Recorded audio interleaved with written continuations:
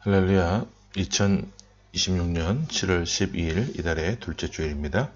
오늘은 창세기 32장 1절로 32절에 있는 말씀을 중심으로 하나님과 독대하는 시간이 귀합니다. 하나님과 독대하는 시간이 귀합니다. 이런 제목으로 하나님 말씀을 선포하기 원합니다. 구약성경 48쪽이 되겠습니다. 모름지기 인간은 사회적인 동물입니다. 학교에서 그렇게 가르치고 또 배워왔지만 사실 하나님께서 인간을 사회적으로 창조해 놓으셨죠. 하나님이 아담을 만드시고 혼자 살아가는 모습을 보시면서 독초하는 것이 좋아 보이지 않았기 때문에 돕는 배필로서 하와를 주셨습니다. 그때부터 인간은 가정을 이루고 함께 어울려서 살게 되었죠. 가정과 가정이 만나서 공동체를 이루게 되었고 그 사회들이 조금 더 큰 의미의 국가를 이루게 됩니다. 하나님께서는 교회 공동체를 주시고 예배 받으시기를 원하십니다. 그런데 이런 사회 관계망 안에 있는 인간에게 하나님께서 문득 독대를 원하실 때가 있어요.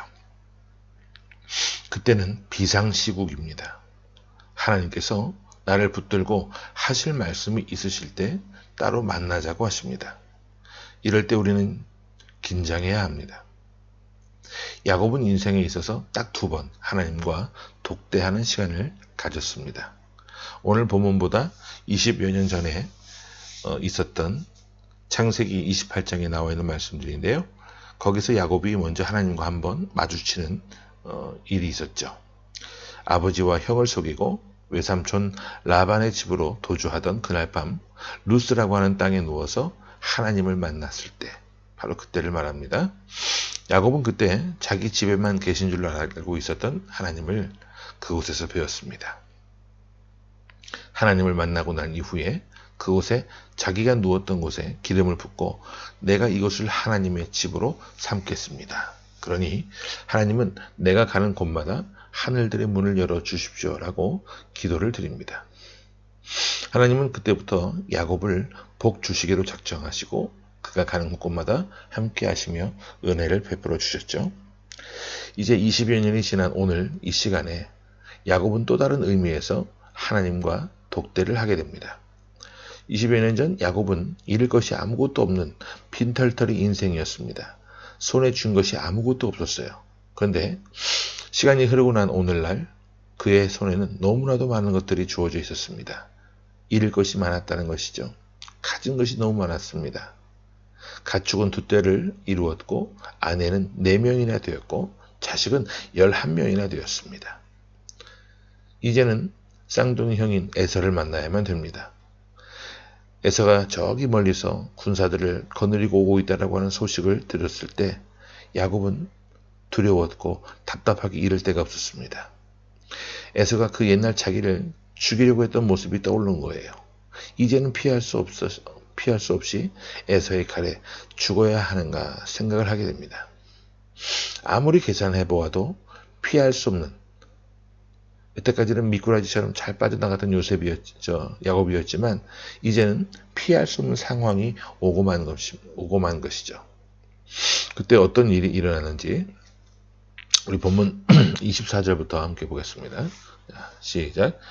야곱은 홀로 남았더니 어떤 사람이 날이 새도록 야곱과 씨름하다가 자기가 야곱을 이기지 못함을 보고 그가 야곱의 허벅지 관절을 치매 야곱의 허벅지 관절이 그 사람과 씨름할 때에 어긋났더라.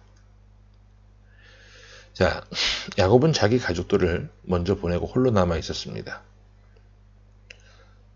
홀로 왜 남았을까요? 여러 가지 생각도 하고 또 하나님 앞에 자신의 생각을 또 염려들을 토로하면서 기도하고자 혼자 남아 있었을 것이라 생각을 해보게 되는데, 자, 그렇게 혼자 있을 때 어떤 사람이 갑자기 나타납니다.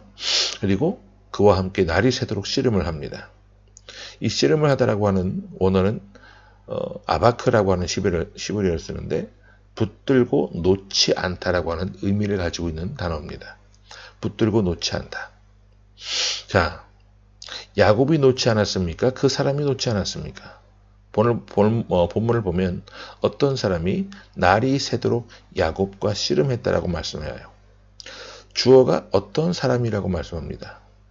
즉 하나님께서 보내신 천사를 통해 야곱을 붙들고 놓지 않았다는 거예요. 야곱이 답답해서 홀로 남았더니 하나님은 고민하고 있는 그 야곱을 붙들고 놓지 않았다는 이야기입니다. 야곱이 혼자 남아있을 때 하나님께서 그래, 내가 너 혼자 남기를 지금까지 기다렸다. 그리고 야곱을 붙들고 놓지 않으시는 거예요. 여러분 성경 전체를 통해서 볼 때 이 아바크라고 하는 이 단어는요. 창세기 32장 24절과 25절 딱 두 번만 나오는 단어입니다. 하나님께서 주어가 되셔서 야곱을 붙들고 놓지 않으시는 이 사건은 야곱 인생에 있어서 가장 큰 기념비적인 사건이 됩니다. 지금까지 20여 년이 넘는 시간 동안에 야곱은 혼자 있지 않았어요. 4명의 아내들과 11명의 자식들과 라반과 또 그 라반의 아들들이 얽혀서 살아왔습니다. 아주 치열하게 살아왔어요. 내가 어떻게 하면 여기서 무시당하지 않고 살 수 있을까? 내가 어떻게 하면 여기서 하나라도 더 건지고 하나라도 더 움켜잡고 하나라도 더 얻고 살아갈까? 내가 어떻게 하면 빈털터리로 쫓겨나지 않을 수 있을까? 늘 이런 것들을 고민하며 살아왔던 모습을 보게 됩니다. 그런데 드디어 야곱이 홀로 남게 되었어요. 하나님은 그때를 놓치지 아니하시고 야곱을 붙드셨습니다. 그때 하나님의 은혜가 야곱에게 부어지기 시작합니다.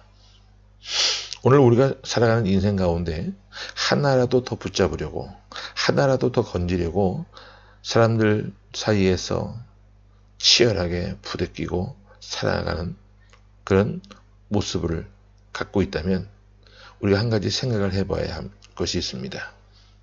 그런 와중에도 시간을 쪼개서 하나님과 함께 시간을 보내는 그런 모습을 가져야 한다는 거예요. 얼마간의 시간을 하나님 앞에 드렸으라도 하나님과 함께하는 시간을 가져야만 합니다. 예전 사막의 교부들은 기도를 이렇게 표현했어요. 홀로 하나님과 함께. 기도하라고 하는 것이 나와 하나님과의 대화하는 시간이잖아요. 그 대화하는 시간을 통해서 내 삶의 방향과 고민들을 하나님께 토로하고 던져드리고 하나님 앞에 하나님의 도우심을 간구하는 그런 지혜로운 삶이 우리에게 필요함을 늘 잊지 않고 살아가실 수 있기를 바랍니다. 인간은 사회적 동물이기도 하지만 때로 혼자 있어서 하나님과 독대하는 시간이 반드시 필요합니다. 기도하는 시간은 하나님과 은밀하게 독대하는 꼭 필요한 시간이에요. 야곱이 스스로는 해결할 수 없었던 문제가 있었습니다.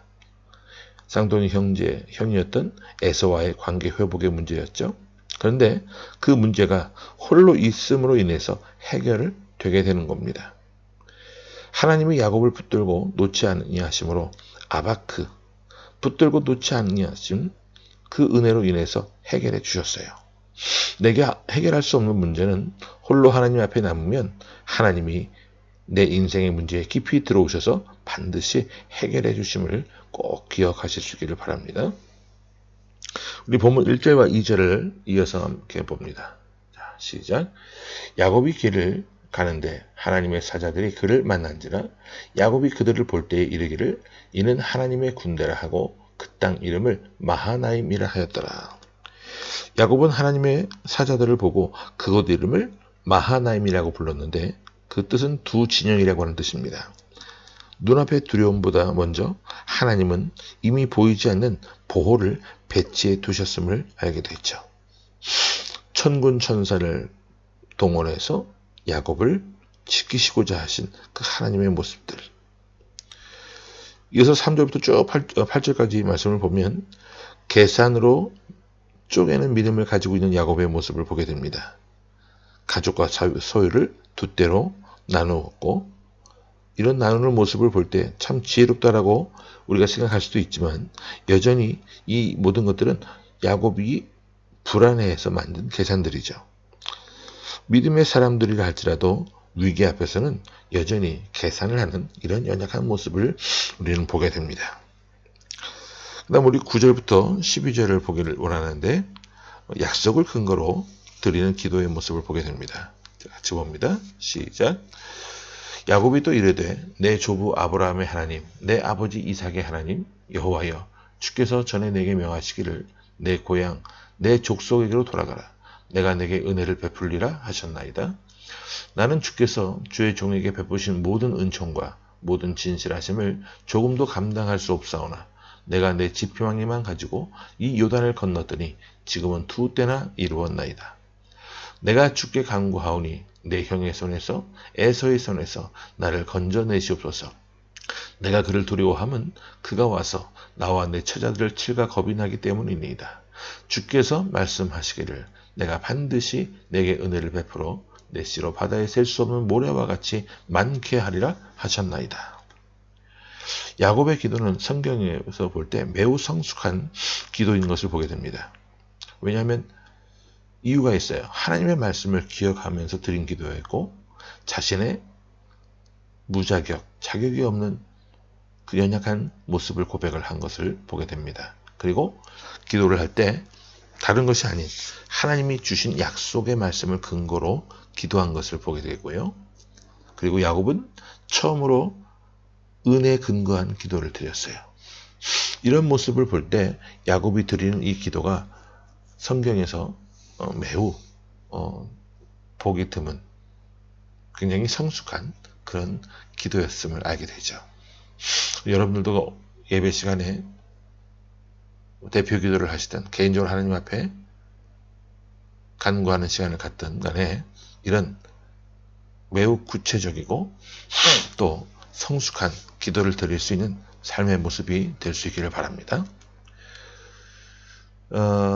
계속해서 13절부터 21절까지는 야곱이 형에게 선물을 보내지만 여전히 남아있는 문제가 있었습니다.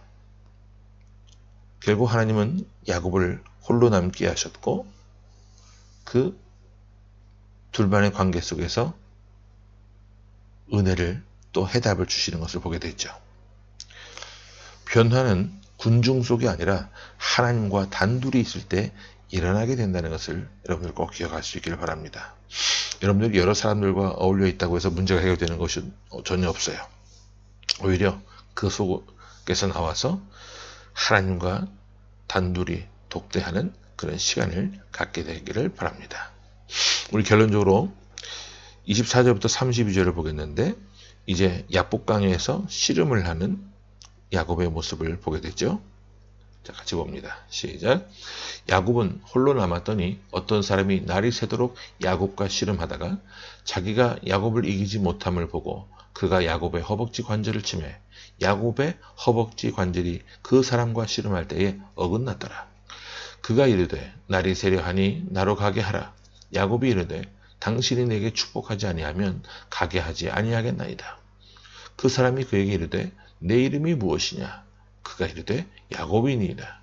그가 이르되 내 이름을 다시는 야곱이라 부를 것이 아니요 이스라엘이라 부를 것이니 이는 내가 하나님과 및 사람들과 겨루어 이겼음이니라. 야곱이 청하여 이르되 당신의 이름을 알려주소서. 그 사람이 이르되 어찌하여 내 이름을 묻느냐 하고 거기서 야곱에게 축복한지라. 이러므로 야곱이 그곳 이름을 브니엘이라 하였으니 그가 이르기를 내가 하나님과 대면하여 보았으나 내 생명이 보존되었다 함이더라. 그가 브니엘을 지날 때에 해가 돋았고 그의 허벅다리로 말미암아 절었더라. 그 사람이 야곱의 허벅지 관절에 있는 둔부의 힘줄을 쳤으므로 이스라엘 사람들이 지금까지 허벅지 관절에 있는 둔부의 힘줄을 먹지 아니하더라. 아멘. 자, 정체를 알 수 없는 어떤 존재와 씨름을 했는데 밤새 이어졌습니다. 야곱의 힘이 꺾여졌을 쯤 하나님이 물으세요. 너의 이름이 무엇이냐? 하나님이 야곱의 이름을 몰라서 질문하시는 게 아니에요. 이것은 정보를 요청하는 것이 아니라 정체성을 고백하라는 요구입니다. 야곱은 이름의 뜻이 속이는 자라고 하는 그런 이름을 갖고 있었지만 이제 씨름을 통해서 이스라엘이라고 하는 이름으로 하나님께서 야곱의 이름을 바꿔주시죠. 하나님과 겨루어 이긴 자라고 하는 그런 승리자의 이름을 주십니다. 여러분, 승리라고 하는 것은요, 이김으로 인해서 얻어지는 것이 아니라 하나님께 붙잡힐 때 오게 되는 것임을 꼭 기억하실 수 있기를 바랍니다.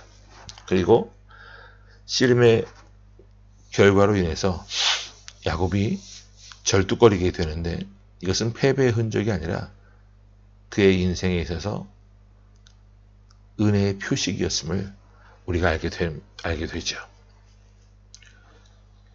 우리가 어떤 상처를 받았을 때 흉터가 남는 경우들이 있죠.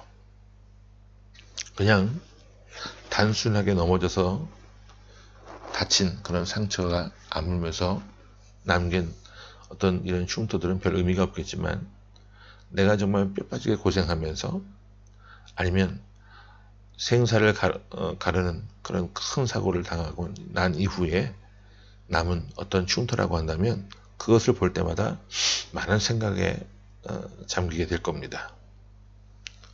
바라기는 우리에게 만약에 어떤 흉터가 있다고 한다면 그것이 헛된 것이 아니라 하나님이 나에게 주신 은혜의 표식으로서 소중하게 여길 수 있는 그런 모습을 갖게 되기를 바랍니다. 말씀을 정리하는데요. 하나님은 위기 앞에서도 우리를 놓아주지 않으시는 하나님이심을 우리가 본문을 통해서 보게 됩니다. 그리고 기도라고 하는 것은 계산을 멈추고 약속에 매달리는 행위임을 꼭 기억하시기 바랍니다. 그리고 정체성의 변화는 상처를 통해서 상처를 통과할 때 오게 된다는 것도 꼭 기억하실 수 있기를 바랍니다. 말씀을 통해 세 가지를 우리에게 질문하며 적용을 해보기를 원하는데, 첫 번째로 하나님이 지금 나를 홀로 두시는 밤은 언제인지, 두 번째, 내려놓아야 할, 또 내가 내려놓아야 새로 붙잡을 수 있는 그런 것은 어떤 것이 있는지를 스스로에게 질문해 보시기 바랍니다. 하나 더, 내 인생에 남은 절뚝거림은 은혜의 흔적인지 스스로 질문해 보시기 바랍니다. 정리하면 창세기 32장은 야곱이 강해진 밤이 아니라 연약해진 밤입니다. 하지만 바로 그 밤에 하나님은 야곱의 이름을 바꾸어 주셨습니다. 내가 이기는 것이 아니라 하나님이 이기실 때 우리 삶이 변화될 수 있고, 하나님이 원하시는 방향으로 우리의 삶이 이동할 수 있다는 것을 명심하셔서 이 한 주간도 하나님의 말씀을 부여잡고 승리할 수 있는 저와 여러분의 모습이 될 수 있기를 간절히 주 이름으로 축원합니다. 아멘. 함께 기도합니다. 하나님, 감사합니다. 우리가 인생을 걸어가면서 하나님, 많은 계산과 또 얄팍한 그런 생각들을 갖고 살아가는 모습이 없도록 주님 도와주시고, 하나님과 독대하는 시간을 통해 하나님의 뜻하심을 구하고, 하나님이 우리에게 지혜를 주시고 답을 주시는 그 은혜를 경험하게 하셔서 우리가 해결할 수 없는 난제들을 능히 해결함 받고 살아나갈 수 있는 복된 모습이 되게 하여 주옵소서. 항상 약속에 근거한 말씀을 통하여 기도하는 삶의 모습이 되게 하시고, 그런 기도를 통해 더 확실한 응답을 받고 더 성숙하고 더 깊이 있는 기도로 하나님께 나아가며 하나님과 교제할 수 있는 우리의 모습이 되어질 수 있도록 하나님 도와주옵소서. 이런 믿음으로 성숙해진 삶을 통해 하나님 앞에 더 합당하게 나아가게 하시고 쓰임받는 우리의 모든 모습 되게 하여 주옵소서. 살아계신 예수 그리스도 이름으로 감사하며 간절히 기도하옵나이다. 아멘.